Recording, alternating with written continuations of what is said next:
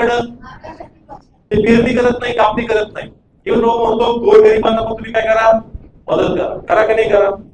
जर एखाद्या त्याची मदत केली नाही तर प्रभू नाही करणार का? यांची तरतूद देवाने करून ठेवली, याची तरतूद देवाने, पण ज्यांना तरतूद करायला लावली त्यांनी जर आपली जबाबदारी उचलली नाही तर ते त्यांना मरू देईल का? मग मरू देईल का? आता पहा ही तरतूद कशी सांगितली. लेविया 19:10 काय लिहिलं या ठिकाणी?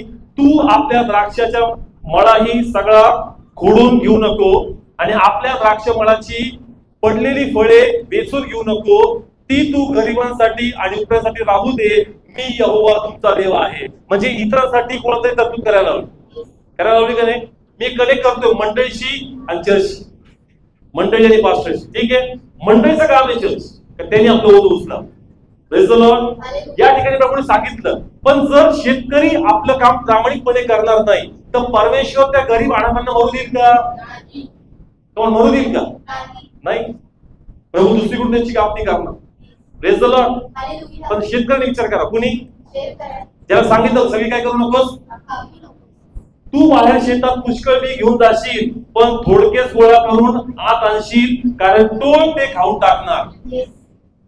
कारण तुझं काम तू कसं नाही केलं, त्यांची गरज मी पूर्ण करणार, पण तुला जे दिलं ना ते तो तू घेणार नाही. Praise the Lord. आता कसं मी कनेक्ट करतो? चर्चचं काम आहे की प्रथम फळ द्यावं. कोणाचं काम आहे?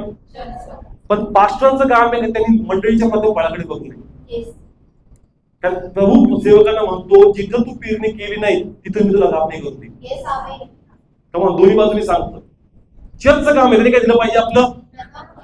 पण प्रभू पास्टर लोकांना म्हणतो, जे पास्टर लोक बघत असतील नाही, तुमचं काम आहे का तुम्ही मंडळीकडे बघू नका. कारण अनेक लोक कोणाकडे बघतात आणि त्यांच्या मनात राग येऊ लागतो, त्यांच्या मनात द्वेष येऊ लागतो. मग ते मंडळीवर प्रेम करत नाही का? ते म्हणतात आम्ही एवढं केलं आमच्यासाठी काही करत. इथं पास्टर गडबड करतात. म्हणजे पास्टर लोक पाहत असतील नाही, तू मंडळीकडे बघू नकोस. कोणाकडे बघतो? कारण यांच्याकडे पण तू सेवा नाही केली, तू देवाकडे बघून सेवा केली. म्हणून तो म्हणतो पेरणाऱ्याकडे ढगाकडे बघून पेरणी करू नये, कारण ढगात पाणी उत्पन्न करणारा परमेश्वर. Praise the Lord. मंडळीचं काम केलं पाहिजे, पण जर मंडळीचं काम करत असेल तुझं मन कठीण झालं पाहिजे. तू कोणाकडे बघ? जिथं तू पेरणी केली नाही तिथून ते तुला कापणी करून देणार.